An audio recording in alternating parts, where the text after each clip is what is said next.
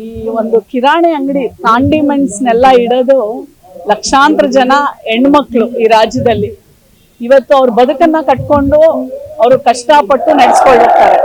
ಅವ್ರ ಮೇಲೆ ಪದೇ ಪದೇ ಬಂದು ದಂಡ ಹಾಕಿದ್ರೆ ಅವ್ರು ಗಳಿಸೋದೆ 200-300 ರೂಪಾಯಿ, ಇಲ್ಲ 1,000 ರೂಪಾಯಿ, 500 ರೂಪಾಯಿ. ಅದನ್ನೇ ನೀವು ಮತ್ತೆ ದಂಡ ಹಾಕಿ ಕಿತ್ಕೊಂಡು ಹೋಗೋದಾದ್ರೆ ಅವ್ರು ಬದುಕ್ಬೇಕು ಹೇಗೆ? ಅವ್ರು ಕೇಳ್ತಾ ಇರೋದು ಸಣ್ಣ ಪುಟ್ಟ ಒಂದೊಂದು ಅವ್ರ ಮೇಲೆ ಆಗುವಂತ ಸಮಸ್ಯೆಗಳು. ಅದನ್ನ ಖಂಡಿತವಾಗ್ಲೂ ಸರ್ಕಾರ ಮಾಡ್ಬೋದು, ಆಯ್ತಾ? ಯಾಕಂದ್ರೆ ಇವೆಲ್ಲ ಅಸಂಘಟಿತ ವರ್ಗ.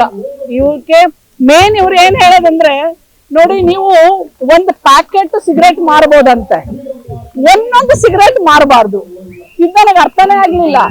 ಸಿಗರೇಟೇ ಮಾರಬೇಡಿ, ಓಕೆ, ಒಂದೊಂದು ಪ್ಯಾಕೆಟ್ ಒಂದೊಂದು, ಇದೇನು ಅರ್ಥ ಆಗ್ಲಿಲ್ಲ ನನಗೆ. ಅದ್ರ ಮೇಲೂ ದಂಡ.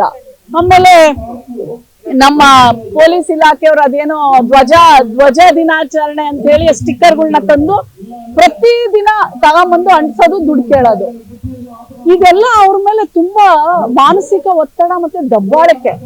ಇವತ್ತು ಇಡೀ ರಾಜ್ಯದ ಎಲ್ಲಾ ಕಿರಾಣಿ ಅಂಗಡಿಗಳು ಎಲ್ಲ ನಡೆಸುವಂತ ಸಣ್ಣ ಲಕ್ಷಾಂತರ ಜನ ಇವತ್ತು ಇದಕ್ಕೆ ಒಂದು ಪ್ರತಿಭಟನೆ ಮಾಡ್ತಾ ಇದ್ದಾರೆ ಅಂತಂದ್ರೆ ಖಂಡಿತವಾಗ್ಲೂ ಅದೇ ಹೇಳ್ದಂಗೆ ಇದು ಒಂದೇ ಇಲಾಖೆಗೆ ಸಂಬಂಧಪಟ್ಟಿದ್ದಲ್ಲ. BBMP ಇರ್ಬೋದು, ಆರೋಗ್ಯ ಇಲಾಖೆ ಇರ್ಬೋದು, ಗೃಹ ಇಲಾಖೆ ಇರ್ಬೋದು, ಅವ್ರೆಲ್ಲರಿಂದನೂ ಸಹ ಅವ್ರ ಮೇಲೆ ಒಂದು ಸಮಸ್ಯೆ ಆಗ್ತಾ ಇರೋದ್ರಿಂದ ಇವತ್ತು ಅಲ್ಲಿ ಸಾವಿರಾರು ಜನ ಹೆಣ್ಮಕ್ಳು ಇರೋದ್ರಿಂದ ನನ್ನನ್ನು ಕರೆದು ನನ್ಗೂ ಸಹ ಮನವಿಯನ್ನ ಕೊಟ್ಟಿದ್ದಾರೆ. ನಾನು ಆರೋಗ್ಯ ಇಲಾಖೆ ಮತ್ತು ಗೃಹ ಇಲಾಖೆ ಜೊತೆ ನಾನು ಮಾತಾಡ್ತೇನೆ, ಮತ್ತೆ ಅಧಿಕೃತವಾಗಿ ಸಹ ನಾನು ಬರೀತೇನೆ.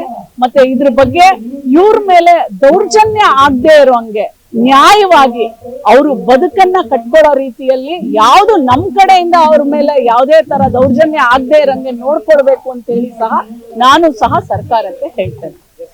ಹೆಚ್ಚಿನ ವಿಡಿಯೋಗಳಿಗೆ ಪ್ರತಿಧ್ವನಿ ಯೂಟ್ಯೂಬ್ ಚಾನೆಲ್ ಸಬ್ಸ್ಕ್ರೈಬ್ ಮಾಡಿ, ಬೆಲ್ ಐಕಾನ್ ಕ್ಲಿಕ್ ಮಾಡಿ.